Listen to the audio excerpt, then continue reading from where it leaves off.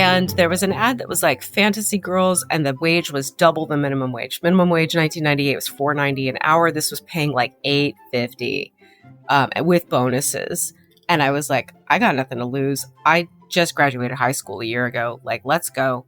And they're basically like, here's this training day. If you make it to the end of the training day and you're not like, oh, then you can work here. So it turned out to be phone sex. And I was like, okay, like, fucking let's go. And then it was maybe a couple weeks into the thing where one of the girls on the headset in the cubicle next to me, because that's what it was, that's headsets and cubicles, turns to me and goes, this guy has a hairbrush in his ass. And he wants me to call him a little bitch. And I'm like, give me the phone. Trade headsets with me right now. I want to know more. This is fascinating to me. And that's when I really realized that like kink is my special interest. Welcome to Normalizing Non-Monogamy, the podcast where we interview incredible people from all over the world to hear their personal journeys of self-discovery through the lenses of love, sex, and relationships. Our mission is to show people that they're not alone and to inspire them to embrace their true selves so that together we can open minds and live authentically without shame. We believe everyone's story is powerful and beautiful, yet it's important to remember that everyone does life a little bit differently and that the views and opinions expressed by our guests do not necessarily reflect our own. Additionally, we aren't doctors. Please consult a medical professional for anything regarding your health that you might learn about on the show. Enjoy! Welcome to episode 413. We're Finn and Emma, and today we have a great conversation with Nyxie. They have been together with their spouse for 19 years and were both non-monogamous when they met. Shortly after forming their partnership, they intentionally closed their relationship and kept it closed mostly until their kids got a little bit older. And a little over 5 years ago, they started taking the steps to open their relationship back up, and here we are today. Here we are today, no longer in the middle of that pandemic that kind of got in the way. And like Emma said, this is such a fantastic conversation, and we get to dive into so many nuances around the differences in how Nyxie and their partner approach non-monogamy, sexuality, kink, and how they handle doing all of this while raising a family. And as you'll hear, Nyxie is also a presenter, educator, organizer, consultant, and coach. That's a lot. Nyxie is a seasoned and compassionate dom with decades of experience as a sex worker, fetish content producer, and educator in kink, consent, and advocacy.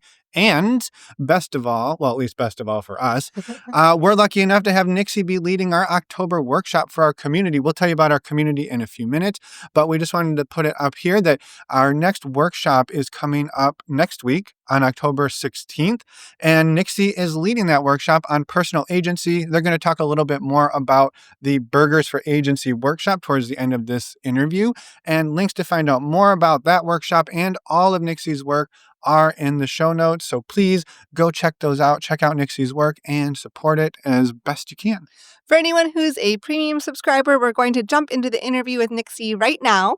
And for anyone else, we're going to go through a couple of announcements. First up, if you're not familiar with the premium subscription, it's a way to skip these announcements up front, but don't worry, we still share important dates of upcoming events in the outro so you don't miss out on those. To sign up for the premium subscription, go over to our website, normalizingnonmonogamy.com, scroll down on the homepage, and you can sign up for only $4 a month. And then scroll yourself back up to the top and click on the community tab where you can learn all about our community full of over 300 people from around the world who socialize and support one another every single day. We host our community on a platform called Mighty Networks. We have monthly community support Zoom calls, monthly virtual workshops, and we also host in-person events, all for less than $8 a month. And actually, we just had our East Bay retreat in-person event last weekend. Like 3 days ago. It was amazing. It was amazing. Well, we're assuming it was amazing. We're recording this. We're recording this a few days ahead of time. So if for some reason it wasn't amazing, you won't even hear this because we'll wipe it away and replace it with saying, yeah, it was pretty good. If you're listening, though, and you're like, darn it, I missed the in-person retreat, don't worry. There'll be more. Our next one will be next May 2026. More information will be coming very, very soon about that retreat. So stay tuned. But in the meantime, you can come join us all virtually. Yes. And speaking of virtually, we have a workshop that we actually just told you about a second ago on personal agency led by Nyxie Knock. That workshop is on October 16th. 15th.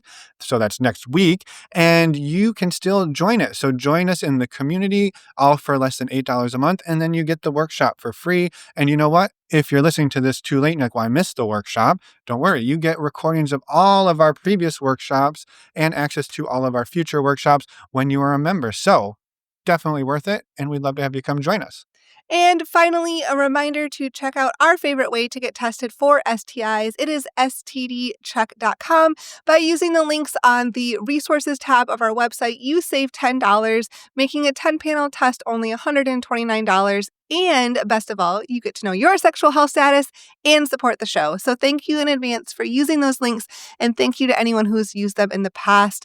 STD Check is our favorite way to get tested for STIs. It is a service that Finn and I use. We've been using it for years. You've been hearing us talk about it for years. So go check it out.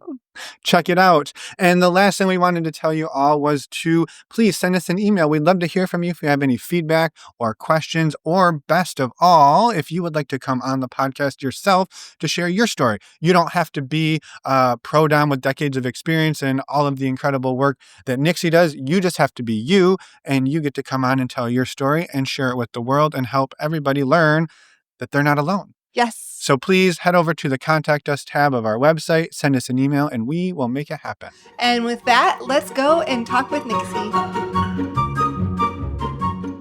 Good morning, Nyxie. We're excited to chat today. We're excited to get to know you better. We actually don't know very much about you at all. We were actually connected via email a couple weeks ago, and here we are. That's how it happens on the podcast these days. So welcome to the show. Good morning.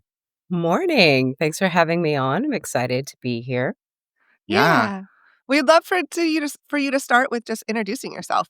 Okay. Well, I'm Nyxie Knock, which is obviously not my real name. That's a professional name that I use because I am the program coordinator for Praxium, which is an online and in-person kink and sex-positive educational center based out of San Francisco in the Soma, adjacent to the Soma district. And I also present for other kink organizations and sex positive organizations all over the globe. So I don't use my real name. So that's where we come to that. Yep.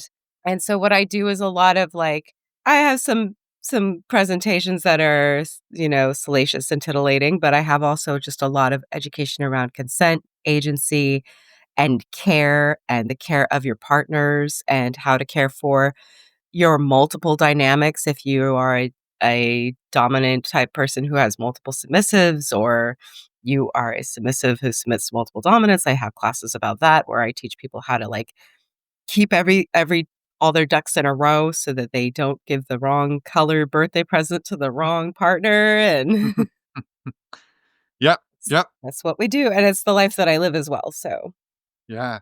Love it. Well, we're excited to dig in more. We'll definitely circle back and we'll dig into your work a little bit more and tell people how they can find it. But maybe let's start with, you said this is also the life you live as well. And I'm curious maybe what that life you live looks like today. And then we'll maybe go back in time and figure out how in the world we got here. So yeah, what does your relational world look like as of early July 2025? oh gosh, so I just celebrated 19 years with my spouse. That Congratulations. we've been Yeah. married for 17, we've been together for 19. We did the whole house and kids thing, and we love it. We were non-monogamous when we met, and we took a break, and then we did some opening up later in our marriage, and we'll get to that part. Yeah. I'm part of a throuple, another married couple that lives in the South Bay, is a part of my relationship structure for the last 3 years. My spouse is polysaturated at me plus one more and has a partner that they've been with for 2 years. And then I have a very dear submissive who is also married and has a child. And we've been very tight for about 6 months or so. And then I also have this entire galaxy of play partners who are non-romantic and sometimes non-sexual, but nonetheless very important to me. Mm-hmm. Yeah. Yeah. Amazing. I always just love hearing the webs that people weave once they started to like put all those pieces together and all the different things start to fall in place. So I love it. I appreciate you sharing. And maybe I would love to understand, you said when you and your now husband came together 19 years ago, you were both non-monogamous. So where did it first come into your world? I had tried to do the serial monogamy thing from basically the time that I started dating people until I was about, I don't know, 22. And after like just back to back long-term monogamous partners, I really was like, there's nothing stopping me from just not being in a relationship. And I didn't have the word solo poly at that Mhm. time or even know anything about polyamory or E&M. This was 2003, 2004.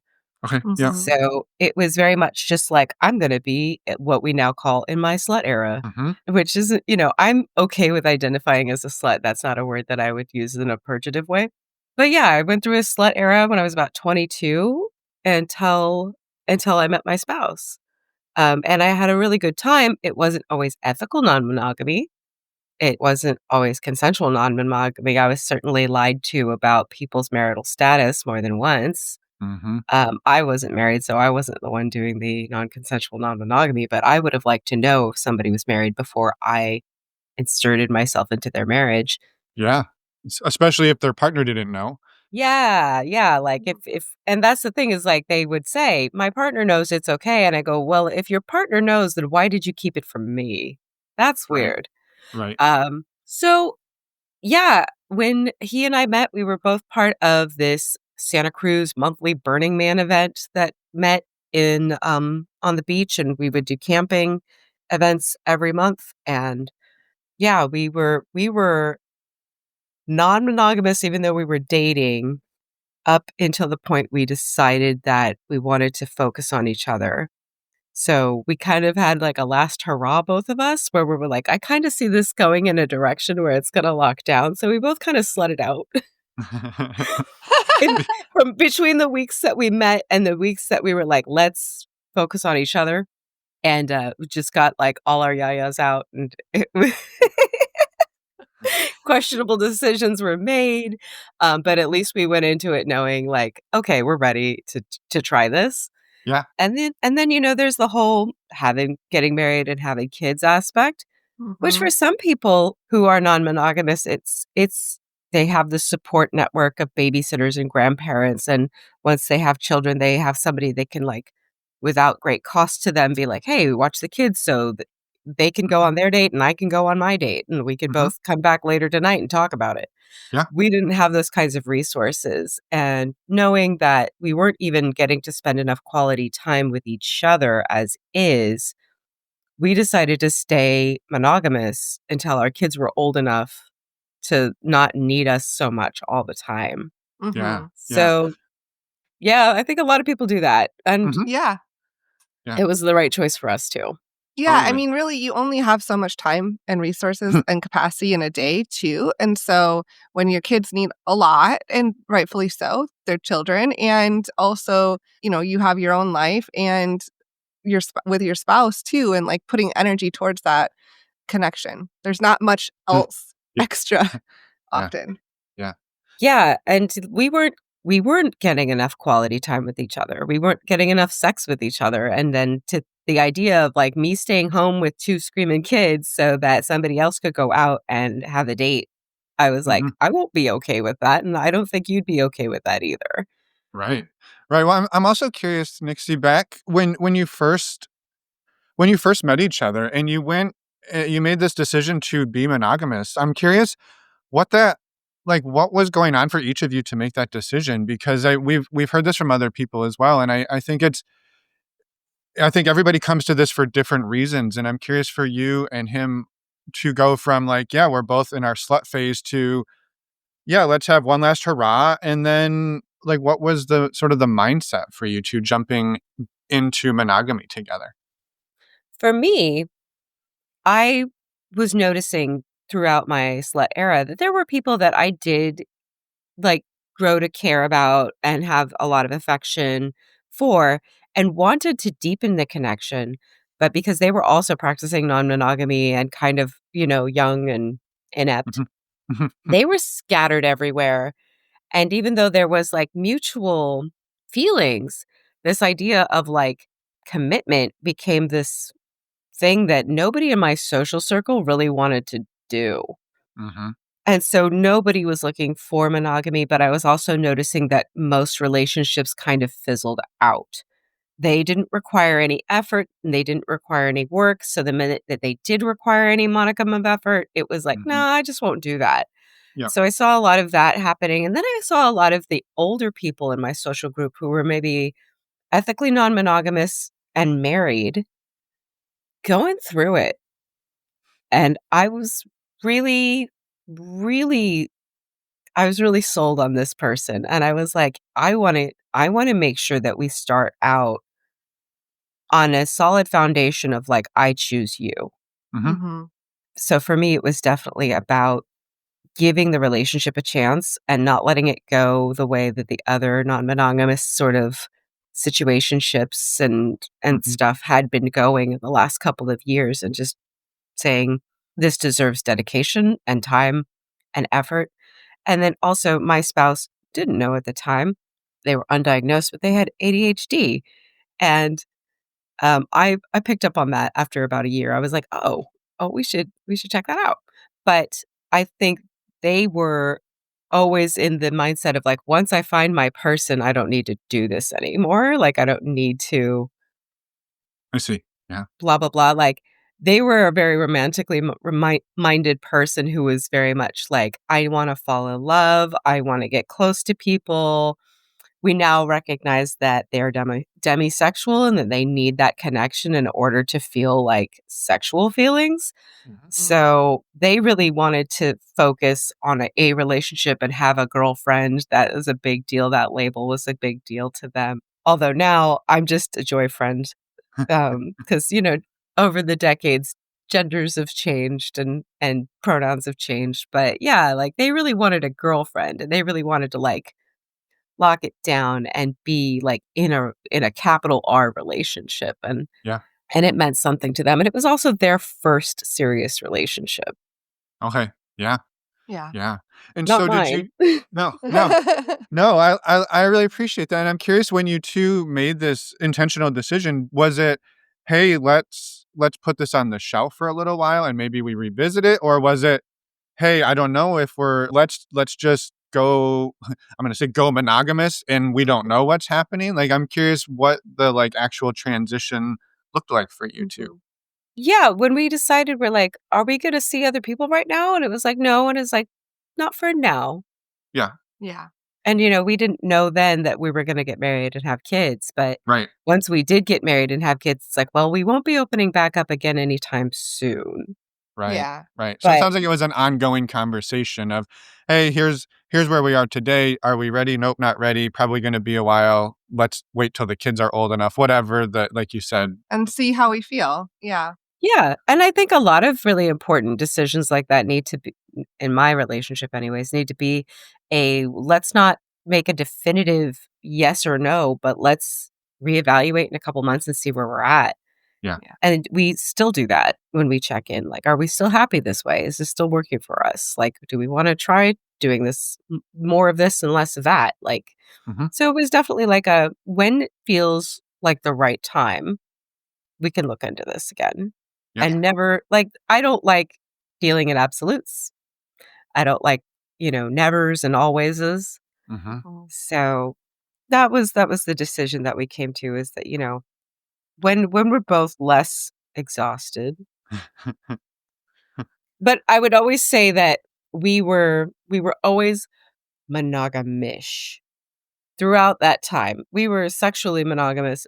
However, I was still doing burlesque performances. I was still doing professional pro dom work sometimes, like whenever we need to pick up a little bit of cash, or even if I just got bored. Sex work and fetish content production would be like how I would pay the bills and pay for Christmas presents. So, Yeah. like if you're live streaming yourself in a bikini, riding an inflatable whale, like that's beyond what some people would consider monogamous. Yep. Yeah. For us, it wasn't really like a factor, and they would never dream of telling me what to do with my body. So, and it was funny because a friend of mine was like, "Oh, I'd love to do that, but I don't think my husband would let me." And I'm like, "I didn't even ask mine." Because I already know what they'd say, and also, like, the idea that my spouse would let me do anything, I was like, "Mm-mm." Right. Yeah. Yeah. Not Yeah. the paradigm you got married into. Right. Nope. Yeah. No. Yeah. And it sounds like for both of you, right? Like that's the the Yeah. agreement. Yeah. Yeah. Yeah.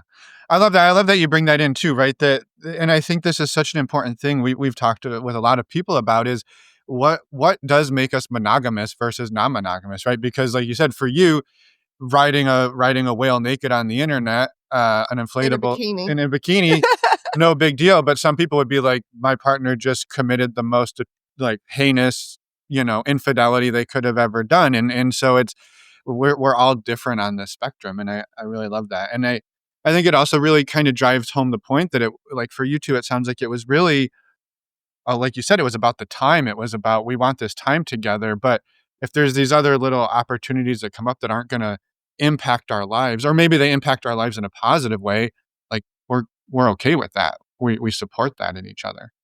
Yeah, I mean, some people would consider watching pornography Mm-hmm. cheating, Yep. Hmm.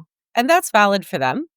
Mm-hmm. I think anytime something becomes a problem and gets in the way of you two connecting, it's something to look at, Sure. whether it's pornography or riding a inflatable whale on the internet. Yep. Yep. Yeah. Yeah, for sure. Well, and I'm curious then what started to shift and what brought you two back into, like, what started to open these doors back up for you two to start maybe exploring again?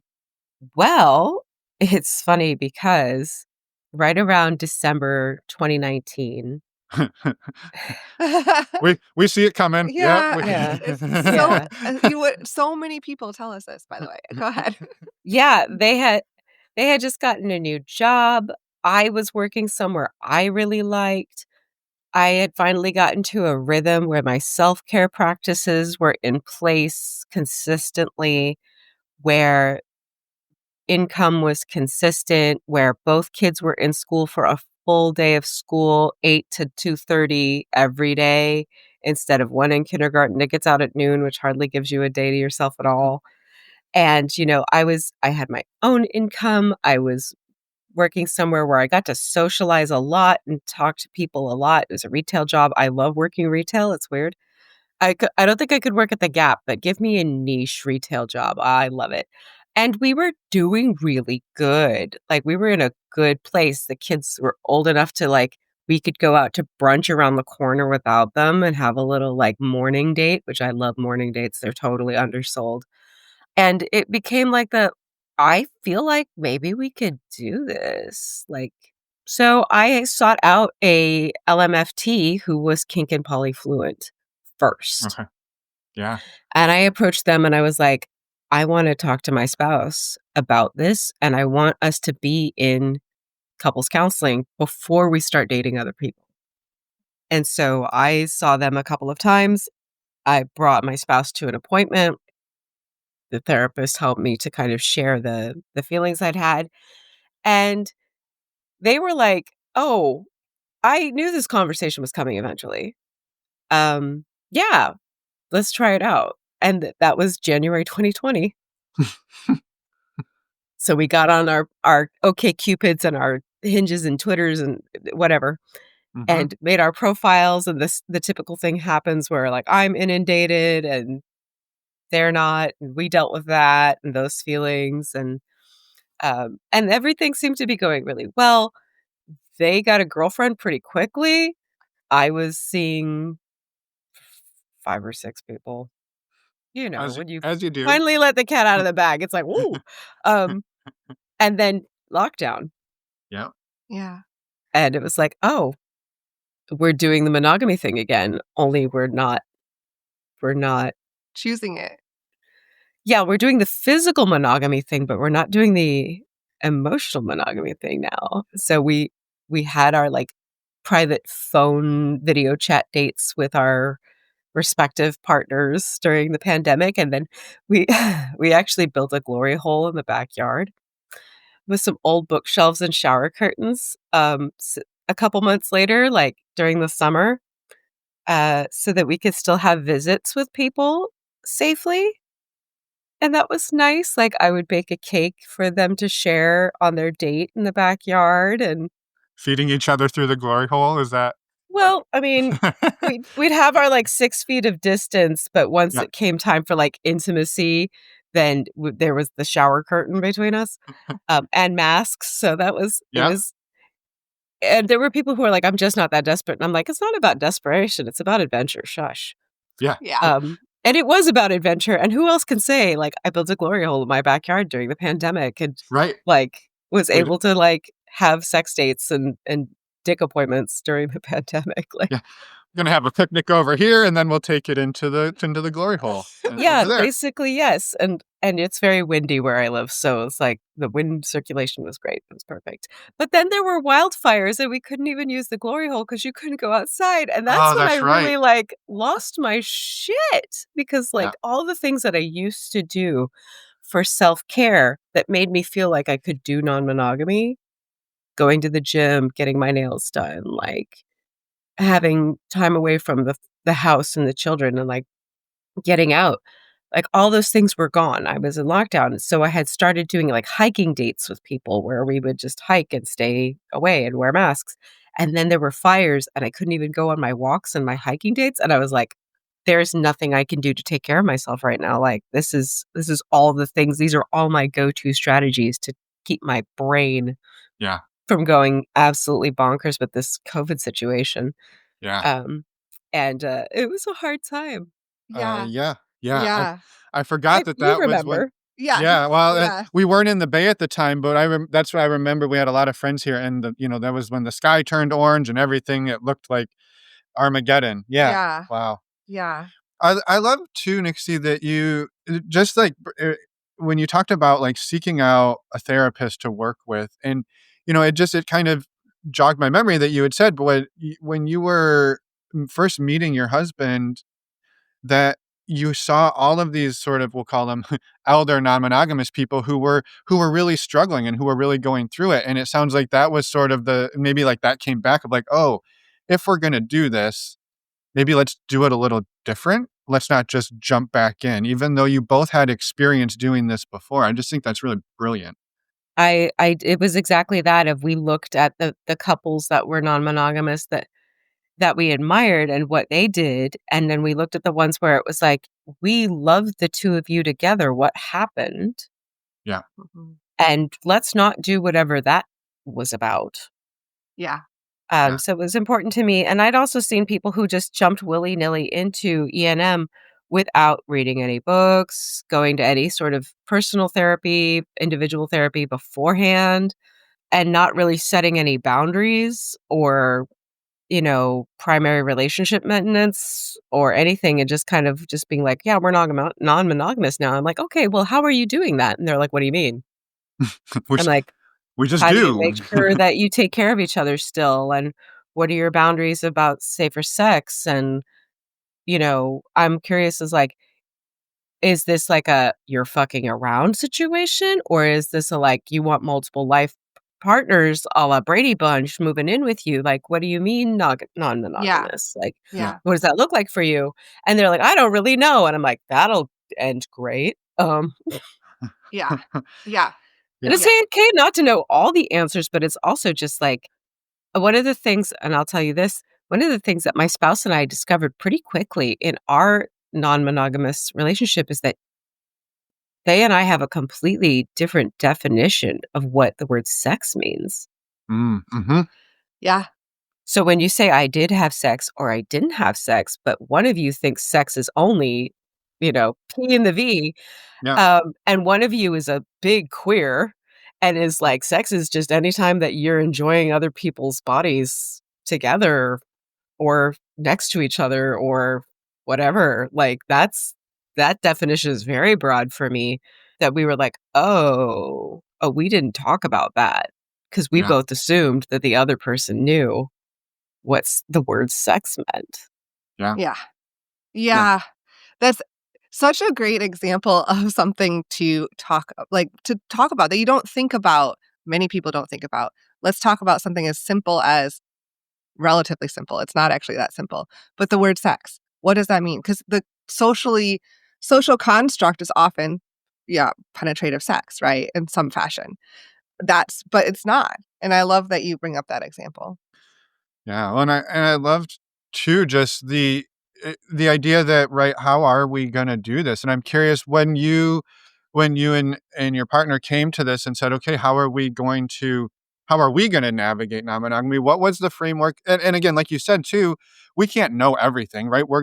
Maybe we're going to define something and we're going to say, well, this is where we start and we'll see where we go. But it sounds like, and I'm curious, what for you two, you said, okay, out of the gate, what is our structure going to roughly look like? What did that look like those first, before you got locked down?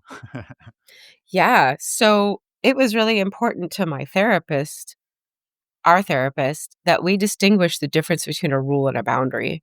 Hmm. And a rule is something that you make for other people to follow, and a boundary is a rule that you make for yourself. Yeah. And I stick by that, and that's part of what I teach in my programming as well. And so we decided to have boundaries, and the boundaries were that we're going to use barriers for penetrative sex with other people, and that if one of us doesn't want to do that, that's okay, but that means that you need to inform the other person, I'm not using barriers with my new partner, and that means that, like, for instance, I would then use barriers with you Yep. if we have sex. And if you don't want to use barriers with me, then I guess we just aren't going to have sex. And it's Yep. not like an ultimatum, Nope. it's just, I don't want to have that many fluid exchanges with other people. Yep. So I'm choosing that if we are not doing that, that's what I'm going to do. It's not a you have to wear a condom rule. It is Yep. I am going to protect myself in that event. So we don't have a lot. We learned pretty quickly. Sometimes you make choices and then you realize, oh, we should definitely have a policy about that. Yep. Because you think it'll be fine, and then it's not fine, and feelings come up, and you go, oh, yeah, we should probably not do that again. And one of the big ones for us is that we don't spend the night with other people. Okay. And one of the reasons is because we're not out to our children, and people can feel the way that they want to feel about that. Hmm. I know who my children are, and I know that, first of all, they don't want to know about my sex life. And I also know that my youngest, especially, would have a major source of anxiety around that kind Hmm. of situation. And so they have uncles and aunties and family friends that are non monogamous, and they know what non monogamy is. They know what polyamory is, and they know that it's not a shameful thing. They have had demonstrations of healthy non-monogamy relationship models in their life to choose or not choose. But for their parents, they need the security. And so we are not out to them, which means that spending the night presents an opportunity where we would have to then lie to our children in a way that neither of us are comfortable with. Right. Mhm. Yeah, it's different to say I'm going out to dinner with somebody versus I'll see you tomorrow, and I can't really say why, Or right? where I'm going or what I'm Right. doing or who it is. Yeah, Yeah. Yeah. like I'm going to dinner with a friend isn't a lie. Right. Right. Yep. So, yeah, we didn't wanna lie to our kids, and so we both tried doing overnights with other people, and we both were like, "Oh, I don't like having to lie to the kids. I don't think I wanna do that anymore." So, that was a boundary that we figured out pretty quickly when we both figured out what sex was, like, what word means to each other, then it became a, like, and it's funny because, like, my spouse comes from, if you're familiar with this term, yes culture. Hmm. And Would I you be am an willing to dig into ass this real culture quick? Yeah. person. Yeah, yeah. Yeah. Let's dig into this really quick. Just like the short 30-second version for anybody who's never gone down this path before. So yeah, I tend to think of a lot of human beings as either falling into the category of ask culture, as in if I don't know, I'll ask, Mhm. and guess culture, if I don't know, I'll guess. And so the cultural upbringing that my spouse had was very much a guess culture. If you're not talking, then I guess you're mad at me. If you're not saying anything, then I guess you're okay with this. Those kinds of like I'm guessing what you want me to do instead of asking what you want me to do, Yeah, and or making assumptions. etc. Or I'm guessing that you already know because you haven't said anything. Right. And I am an asker. And it has taken, that's one of the reasons that therapy has been so helpful, is that, our therapist pointed out, like, why wouldn't you just ask? And there's all kinds of reasons, and the trauma and the history and the, like, if I ask, I might get an answer that hurts my feelings. And Sure. we had to unpack all of that. But like, and they're working very hard on being an asker instead of a guesser. And I'm very patient about being like, why don't you ask me? Or like, do you have any questions? Yeah. Um, but yeah, like the ask culture versus guest culture led to a couple of hiccups in our relationship where it was just, like they were assuming that I was having sex on all of my dates and not asking. And then having feelings about that they didn't need to have because that's not what was happening. And so, we had to talk about that. And then they assumed that, or I would say, like, are you going to have sex on your date? And they would be like, probably not. And then they would. And I'd be like, what happened? And they were like, well, I didn't know it was a sure thing. So I told you we weren't. And I'm like, well, but were you open to the idea? Were you ready for it? Were you like, this is a possibility? Just didn't know for sure that it would happen? Yeah. Well, then I would have said, yes. I mean, I'm planning for it. I'm bringing protection. I'm cool if it happens. Obviously, if they change their mind to say no, it's a no. Mhm. But like, I'm going to this date with, I've I've shaved and I've freshened up and I'm bringing condoms with me. So I know it might happen and I'm cool with that. Right. Is a yes to that question, not a no. Right. Yeah. So Yeah. yeah, it's a lot of clarification and a lot of like, you have to do that work of asking the questions. But the price of connection is courage. So you just have to keep asking the questions. Yeah. Oh, yes. I love that phrase. The price of connection is courage. That's Yeah. Well, and and oh, go ahead. it's just for some people that's really hard. Like you said, the asking. I imagine for you it's kind of like, well, duh, ask the question. And for others that's just not that easy. Well, and I think there is some piece of this too that even answering the question can be scary and hard, right? Because there's so much cultural programming that if I say, yeah, I might have sex with this person on our date tonight, that doesn't really go well in most people's relationships and in pretty much any movie we've ever watched and pretty much most of the media we consume. And so even though we've maybe created a different paradigm in our partnership, at least for me, it can still be scary to say, yeah, I might do that tonight. Like Yeah. that's a hard thing to say. And with the partners that I've been with for, 3+ years, it's like we've been together for 3+ years. Mhm. And my spouse has had time to acclimate to the Yeah. idea of us having sexual relationship with each other and has seen us all together and hung out with us all together and sees the affection and the love and the caring between us and has acclimated to that and is okay with that and really likes my other partners. And like, we don't just do necessarily kitchen table, it's more of a garden party situation. But them being demisexual and me being on the allo to hypersexual end of the spectrum, for them, when they start dating, it's going to be like 6 months until they have sex with their new person. They have to feel really connected and safe. For me, I'm like, date 1, I can stand to look at your face. Date 2, like, it's consistent. Date 3, I'm ready to get naked. And they're like, "How though? Like, how? Like, how? You barely know this person." I'm like, "Yeah, but they're hot and I wanna have sex." And they're just like, "I can't Y- do it. I can't." Like, they had tried in their past, but it had never really felt good. It's always like, I wanna go home now. I don't wanna do that again." And when they are connected, they're like, "Yay, let's repeat this." But for me, I'm just like, if if I think that I feel reasonably safer, and I don't really use the word safe, but safer, I feel like we have the same, risk profile, and I think you're attractive. Like, I'm okay. We can just, let's go.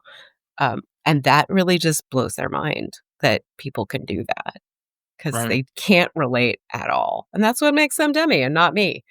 So that is hard for them. Yeah, totally. Well, and I love this conversation because this is one of those places that, people, I think, uh, I would say often, I say more often when people are opening up maybe a long-term partnership or a long-term marriage and going into this, there's this assumption that like, well, we've pretty much done things the same as each other for the last whatever 2-3 decades.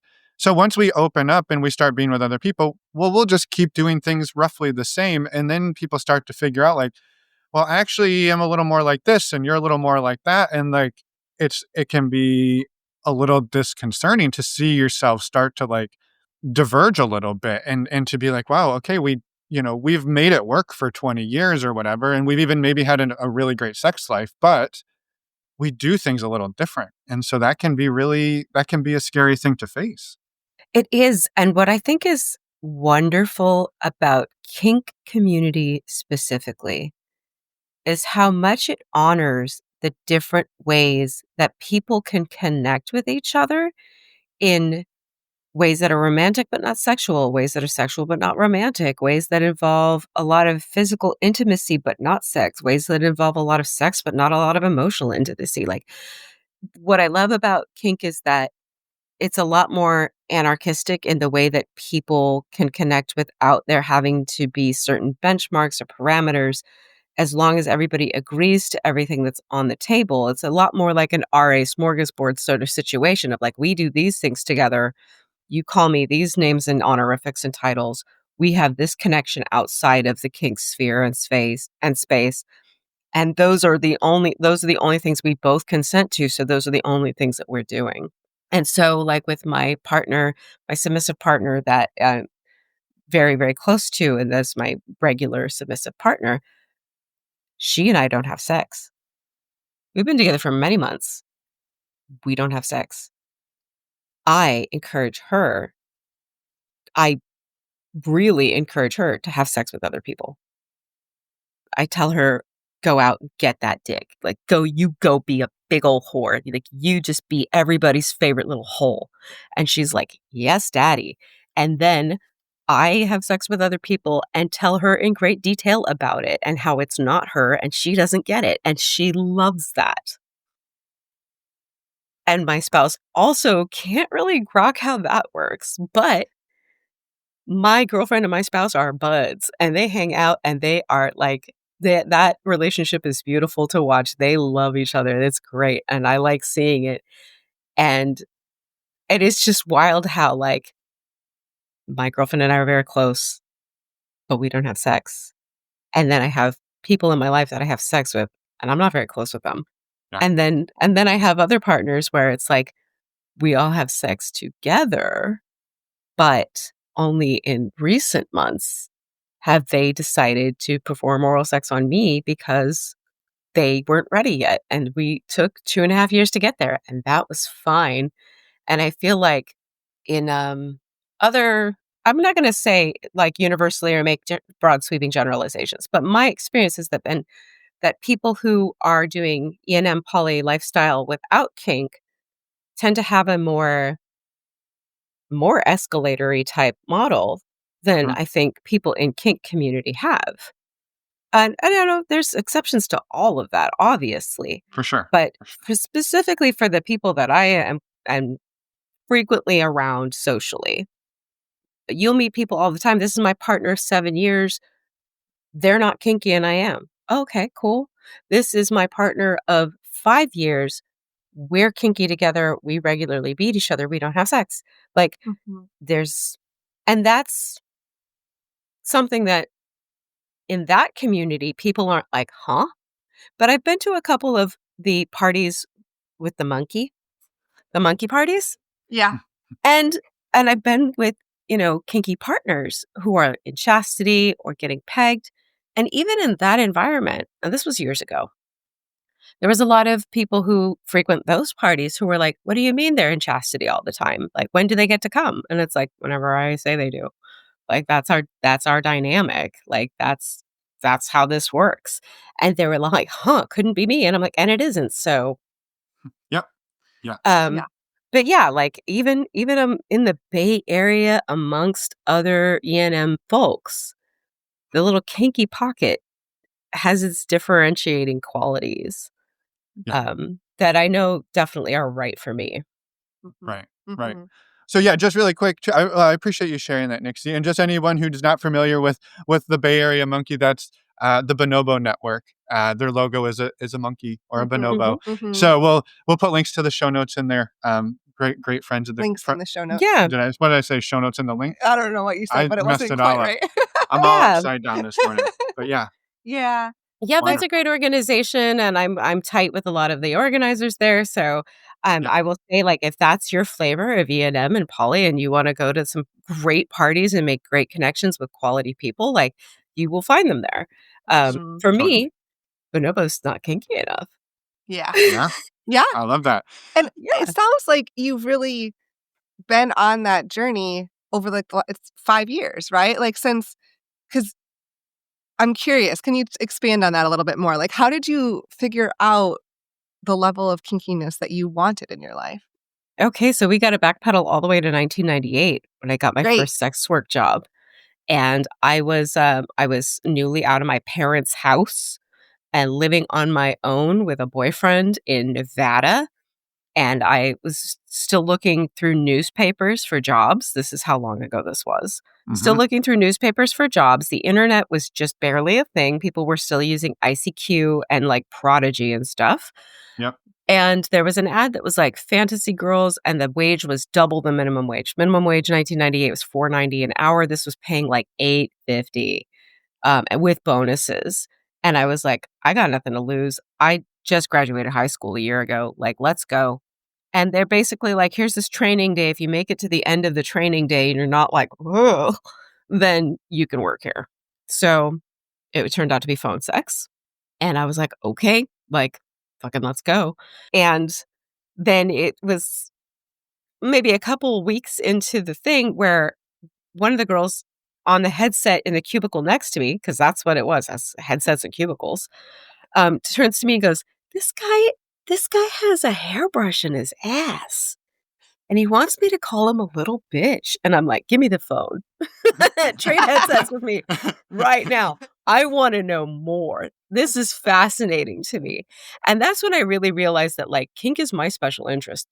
I am fascinated. Like, where did this kink come from? How did you get like this? Is this an inborn thing, or is there something that you were exposed to when you were 7 or 8 years old where it made you like this? And like, if I could go back in time, I would go to the University of Southern Indiana and study kink as like I'd get a PhD if I could. That's at my stage in life, I'd be in student debt until I died, so I'm not going to do that. But if I could go back in time, that's absolutely what I would have done with my life if I had known that those things existed. But I excelled at those calls, and I really like, wow, like this, everything sort of clicks into place for me. I equate it to my friend who said, I struggled to learn to read, but the first time I was on a sailboat, everything made sense. The Mm-hmm. world made sense. Yep. And so that was me. And then after that job fizzled out, the internet was gaining momentum, and I started doing cam stuff and other other forms of sex work throughout college and after college, and found all kinds of niches, and those fascinate me the most, where that's where I was, drawn to like, what the fuck is this? And tell me more. Like, I need to know. And so that became the journey of my sex work thing, and realizing that I am kinky and that I do love power exchange. But I was talking to Dixie De La Tour, who's a friend, and Mhm. we're talking about like, how did you get like this? And the PG-13, the politically correct answer is when I was 18, when I was an adult, I discovered this, I discovered that. But when you really get down to it, what it what originally unlocked that part of my brain that like power is great and I like it was my dad taught me to box and wrestle because he wanted my brother to have a sparring partner. Wow. because my brother was supposed to be, captain of the wrestling team, but he couldn't get enough practice in on his own. So he taught me to wrestle so that I could give my brother somebody to practice wrestling moves on. It just so happened I was kind of better than him and a little bit taller than him. And so then my dad was like, oh shit, like this kid's pretty good. And would invite the neighborhood boys over and be like, hey, do you think you could beat up a girl? And they'd be like, I sure can. And then I would just pound them. And it wasn't like brutal. I wasn't like punching kids in the face, but Sure. I would sit on their chest and pin their arms down with my knees and just like tap on their sternum and like grab wads of grass off the front lawn and just jam them in their mouth and give them wedgies and stuff like that. And to this day in the dungeon, I teach classes on bullying. I teach classes on humiliation. I teach classes on tickling as a form of torture. That's where I got my start of just realizing that's where I have power. I'm not the biggest. I'm not the strongest. I'm not the fastest. And most people underestimate me, but I will tickle you till you beg me to stop consensually. And that's where like that love of like power exchange and dominance came from. And that's how I got to this point where I'm just like, this is also when I realized that non-monogamy wasn't going to really work because my spouse is not into any of that. Any of that, like gentle tickling, yes, very much so. If I hit them, they'd be like, how could you? Right. So I needed an outlet safely and honestly that I could express that part of myself. And even though I was doing the sex work and stuff like that, that was actually physically draining. The fact that I wasn't participating in it in a way that also filled my cup was really like detrimental to my mental health. So being non-monogamous allowed me to participate in kink in such a way that it wasn't transactional and it was fulfilling. So that's been a really great bonus of all of this too. And that's been the shift over the last 5 years. Like before that, you found outlets in your marriage, but it wasn't quite the same because it sounds like it was more draining. Yes, because when I'm doing sex work, it's like the customer is always right. And even though like I'm the D type and they're the S type, they're still calling the shots. Yeah. Because they're paying me. Right. And I kind of have to do that if I still want them to continue paying me. But in my DS relationships, of course, everything is negotiated, everything is agreed to, and I don't have to agree to anything I don't want to do or that doesn't fulfill me. Yeah. Right. And I can be a lot more selective about who I want to engage with. So, yeah. And it's home to me now. It's where I have found like my career. It's where I have found my peace. It's where I have found my path. Yeah. Yeah, it's come a long way from the glory holes in the backyard. I still like my glory hole in the backyard. I think I love great. it. I love that too. That's such a great, what an outlet as well in a really hard situation. Yeah. Yes. And it's not for desperation, it's for adventure. Right. Exactly. Yeah. I love so much of your story, Nyxie, is around just I feel like it's just like choice and us being able to do what works for us, right? And you and your spouse have done so much navigating and talking and just like creating a world where you can each be yourselves, right? They can do the demisexual route and you can do the allosexual, hypersexual, kinky route, and everybody, not to say that it's perfect and flawless, but everybody gets theirs, right? Everybody's getting what feels really good. And then you two get to come back to your partnership lit up and excited and fulfilled. Like you're bringing it back in, and rather than, there's whole parts of me I have to shut down because I don't have access to it because that's just not allowed. Oh yeah. And the whole beautiful part is that like my spouse is not just demi, but they're a furry. Mm-hmm. They're a middle. And they like to smoke pot and watch Star Trek. And I don't like any of those things.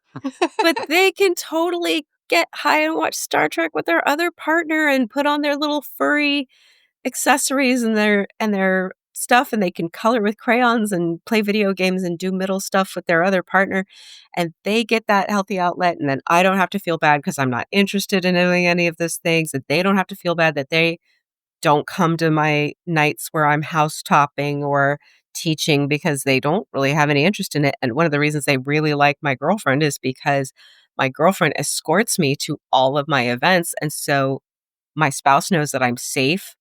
My spouse knows that I'm taking care of, that somebody's carrying my bag, that somebody's bringing me water so I stay hydrated, that somebody's going to make sure I don't get mugged, and that somebody's going to make sure if any creeps try to approach me at an event that like there's somebody there for backup when they don't want to be there to serve in that role. They trust my girlfriend enough to take care of me in that way. And so that's another reason that they like each other very much. And so it's just like, Yeah.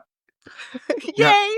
Yeah. I will say these are not the relationships they teach us about in sex ed No. in high school. They're like, well, No. here's what you might find someday is this. No, that's not. You don't get a lot of that. yeah, we both went to Catholic school, so Well, that explains a lot. Yeah. a little bit. A lot of my punishments are very Catholic. Yeah. Yeah. Oh, man. The overlap of X religion and non-monogamy and kink is quite It's a strong large. correlation. Yeah. Yes, one of my favorite co-presenters that I admire very much is an ex-Mormon. And I'm just like, damn. Wow. That's wow. Yep. Yeah. I feel like I don't know. I've often joked that if the religious leaders listen to our podcast, which I will imagine there are a handful listening right now that will never tell anybody. So hello, we see you. But that this is, And I'm glad you're listening. and yeah, we're glad you're listening. but that this is I don't want to say this is the only outcome, but this is one of the byproducts of high control religions is the other side is when people are like, no, fuck that. This is who I really am. And the pendulum is going to swing. So it's, yeah, I don't know. Yeah. It's sad. It's sad the way that control, it just gets stronger and stronger and stronger to try to tamp down our actual selves, our true selves. Yeah. And it's interesting, like whenever we try to decenter one thing, Mhm. the tendency is to continue to center it by hating on it or Yep. talking Yep. about how much it's bad. But that's not true decentering. True decentering just comes from being like, no, I don't want nothing to do with it. Mhm. Like, Mhm. I've moved on from that. So yeah, when we talk about decentering a lot of like institutional stuff, we talk about decentering heteronormativity, we talk about decentering sexism, we talk about decentering monogamy. There's this pendulum swing to like go all the about how like, and there's another podcast, TikTok, social media account about non-monogamy that I find very toxic and I'm not going to mention, but their decentering of hierarchy and monogamy is so like vehement and vitriolic that it's very much giving the just say no to drugs speech. Just say no Right. to dating married people. Yeah. um but it's like, but how do I if I want to? Right. Yeah. And it's like, well, just don't. And it's like, that's not going to work for most people. Yeah. Totally. I love that you say that because even in what I just said a minute ago, like I'm not saying Catholicism is bad, religion is bad. I don't necessarily believe that. It's if we try to force people say, well, you can't be this, you can't do that. This is terrible, right? Where I land on a lot of these is like, great. If you want to go to mass every Sunday and when you leave, you go to the dungeon, like go you, right? Like, I don't care.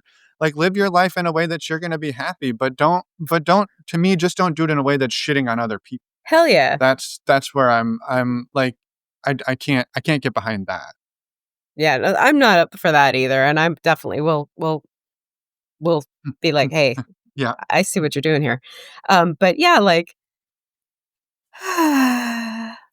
yeah, there's a lot to unpack about that. And currently in the world that we live in, there's evidence that a lot of it needs unpacking.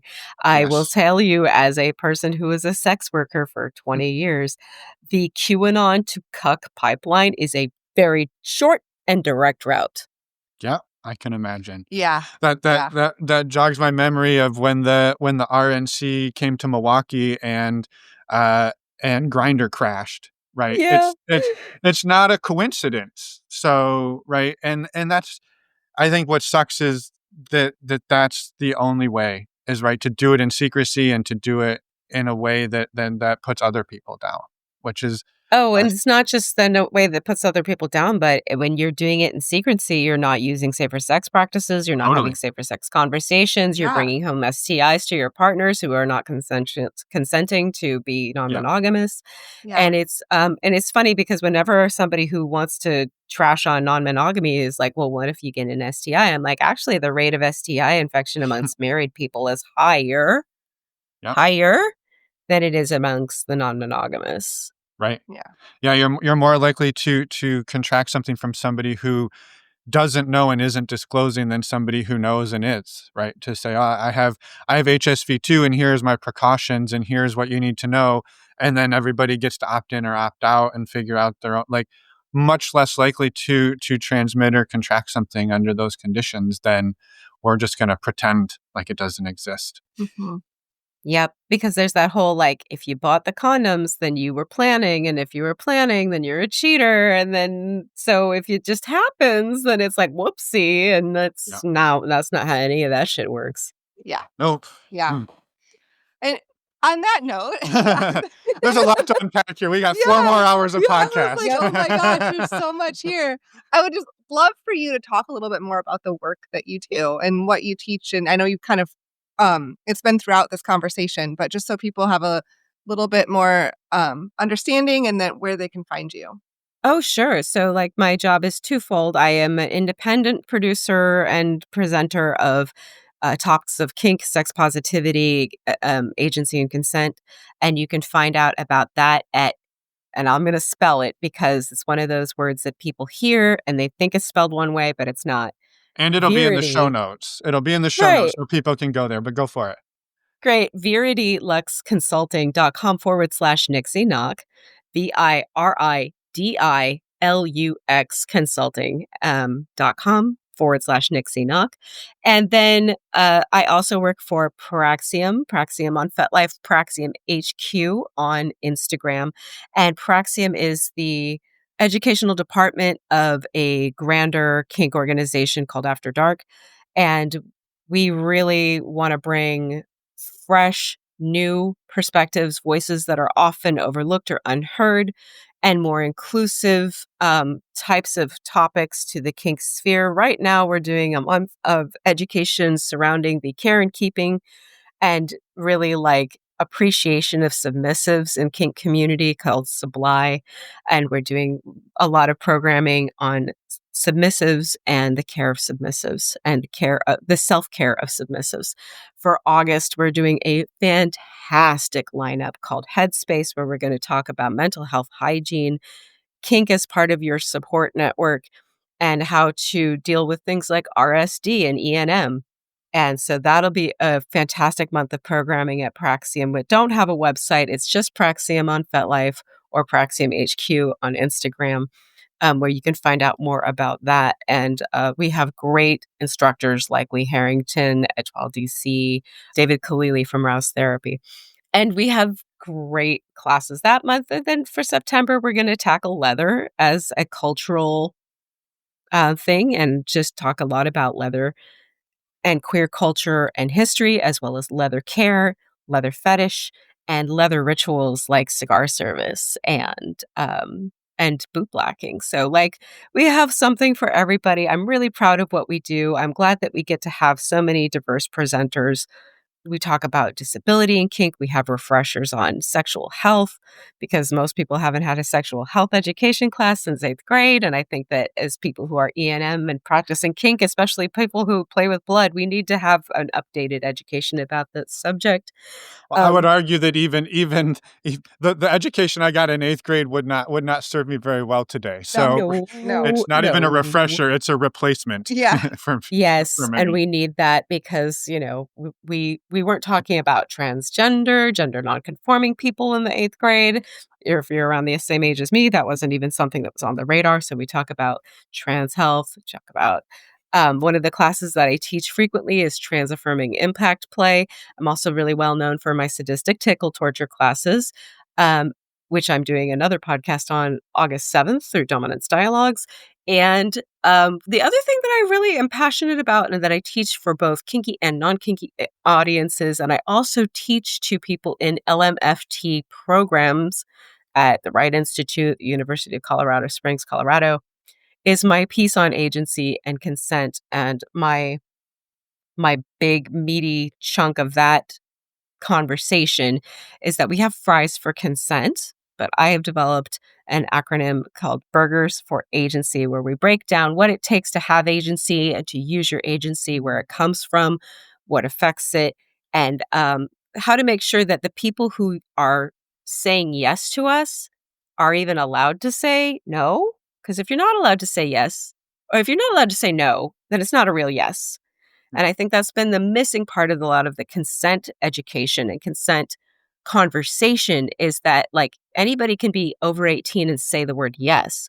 But if you're not allowed to say no because of an inequity that exists outside of a dynamic, can you really consent to things? And how the people who are the most experienced and the most well-versed and the older people in the dynamic need to take responsibility for checking for the presence of agency when they engage with others, and how people can develop their sense of agency so that they can feel comfortable really meaning that yes and saying that no and using it. Yeah, I love that. Yeah. I love that. I appreciate that. And I'm curious, just to clarify, are a lot of these classes, are they virtual or are they mostly in person? So most of my classes are virtual, and so are the Praxium classes. Okay. We do have 3 in-person workshops a month in San Francisco, which are the Impact Jam that I teach. We have a Whip Jam that is taught by another instructor, and then we have a Primal Jam that just happened. It's the second Tuesday of every month. So those are our 3 in-person classes through Praxium. Most of my other classes and most of Praxium's other classes are online, and they're sliding scale. They start at $15, and most of them are recorded. So if you can't make it because of a time zone thing, you can buy the ticket and you have up to a month afterwards to watch it. So I think it's really great that we've accommodated people and their accessibility needs that way too. Totally. Yeah. Tomorrow, I am teaching in San Jose a class on how to be a housetop and perform community service with integrity for nocturnal events, which there's still tickets available. And if you look at my link tree on my Instagram, you would be able to find that. But I assume that this will air after that class does. For sure, right? For sure. And I think the takeaway is there will be month after month after month of incredible programming that's accessible globally. So you don't have to be in the Bay Area to be able to access this, which is incredible. Not at all. And we have some great topics. Like I have some stuff coming up in September, which I'm going to teach for Let It Rain events, which is based out of South Africa and Kentucky. And the class is choose your own adventure like scenes, like how we can do a kink scene that is a choose your own adventure format. So cool. We do fun stuff too. It's not all just like heavy, like you must have agency, you must have consent, integrity. It's like, let's have some fun with this too. So we do that too. Yeah. Excellent. Wow. Yeah. As I said, links are in the show notes to everything that, well, actually what I said were show notes were in the links, apparently. But links are in the show notes for anybody who wants to check this out, and we highly encourage it. So thank you, Nyxie, for the work you do. Yeah. Is there anything else you wanted to get out there today? I really just think that it's great that people can create the relationships that suit them best and meet them where they're at. And I think it's really wonderful that we're having all these conversations about all the different ways that non-monogamy can look, and that there's, not one true way. We don't like that phrase in kink, and I don't really like it in E&M either. There's no one true way to do non-monogamy, and there's no one true way to do kink. So I am really grateful that you're having these conversations with lots of people whose models are different than one might think when they think of the words E&M or poly. Mm-hmm. That's the whole point. I love it. And thank you for adding to the library of different ways. And I just am super grateful for, I love all the different ways that you and your spouse have woven together your own flavors together and then bringing in the rest, bringing in other people. So I just think it's amazing. So thank you for sharing with us today. Yeah. Thank you.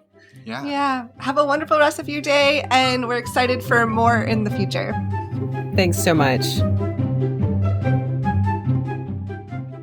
And we're back. Nailed it. Nailing it.